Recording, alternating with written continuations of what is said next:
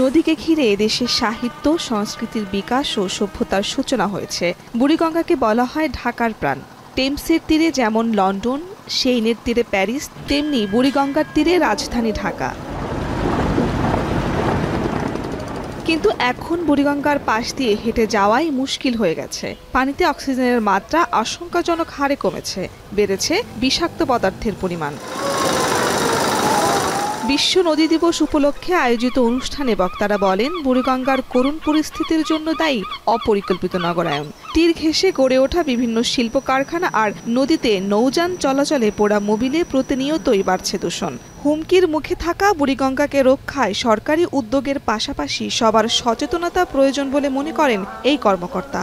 আমরা বিভিন্ন প্রতিবন্ধকতা মানুষের সাথে যুদ্ধ করে, মানুষের সাথে আপনার বিভিন্ন প্রোগ্রাম, কথাবার্তা, মিটিং করে আমরা এইসব কাজগুলোর সমাধান করি।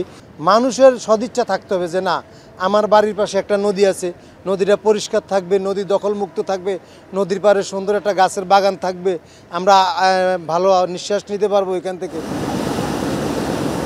পরিবেশ আন্দোলনকারীদের দাবি, প্রতিদিন যেভাবে দখল হচ্ছে, দ্রুত পদক্ষেপ না নিলে আরও সংকুচিত হবে নদী। রাজনৈতিক সদিচ্ছা থাকলে নদীর যৌবন ফেরানো সহজ হবে। এছাড়া নদীর জীবন্ত সত্তা আইন বাস্তবায়ন করা জরুরি বলেও মনে করেন বক্তারা। উজান দেশের যে আন্তঃসীমান্ত নদীতে যে ড্যাম এবং বাঁধ যেসব দিয়ে রাখা আছে, ব্যারেজ যেসব দিয়ে রাখা আছে, সেসব কারণে কিন্তু আমরা পানির ন্যায্যতা থেকে আমরা বঞ্চিত হচ্ছি।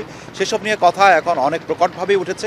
আমরা আশা করি আন্তঃসীমান্ত নদীতে বাংলাদেশের যে অধিকার, সেই অধিকার প্রতিষ্ঠার জন্য আমার দেশের সরকার এবং যারা সংশ্লিষ্ট আছেন তারা কথা বলবেন, কাজ করবেন। নাগরিকদের নজরদারি না থাকে তাহলে সরকারি প্রতিষ্ঠানে নদী খেয়ে ফেলবে।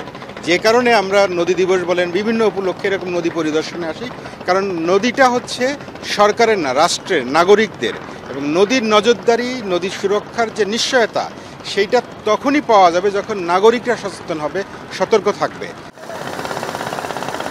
বুড়িগঙ্গাকে দূষণমুক্ত করতে কঠিন পদক্ষেপের পাশাপাশি দীর্ঘমেয়াদী পরিকল্পনার পরামর্শ আসে আলোচনায়।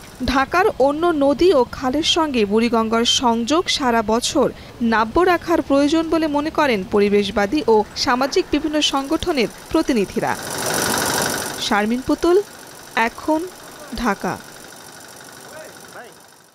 সানবিট সব দিবে সামাল। সানবিট ম্যাজিক প্রেস, ডিশওয়াশিং এর মাথা ঘোরানো সলিউশন।